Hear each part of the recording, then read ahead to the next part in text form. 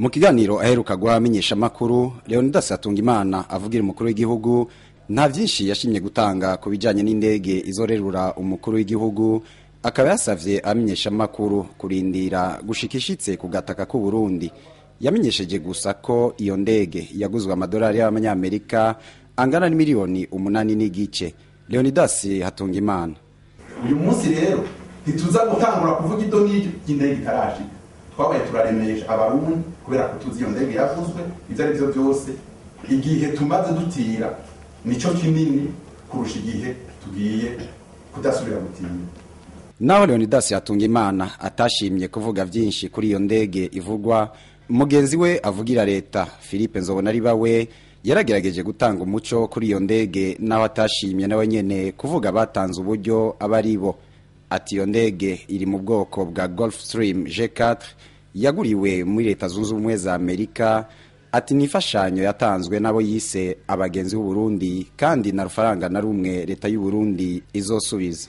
Umuntu yoba ko ari imfashanyo kuko ni ndege ntoyi muri zijya izohererwa umukuru w'igihugu, hanyuma ikaba ari indege yabonetse ku buryo bwatererewe n'abari basanzwe bacuditse no Burundi mu nshuti bagenzi. Murazi ko umukuru w'igihugu yahora afata indege yafashe urugendo ahari mu bagenzi biwe mu bihugu ducuditse, bamuterera bati turaguhaye indege igendeko kugira ngo ntusibe urubanza rukomeye. Rero yo maze kumvikana none bicirobotse bwo ntimo duterera tukayigura kwama umuntu azarabikora komisiyo yagiye mu nze nko mu nama tubire ko hanze ari mu bihugu bya Afrika canke Buraya ngo indege yarayitererewe na naka, ngo none ko yagiye gute kabata amafaranga yatanze gukotesha, ati ninde yamutijije.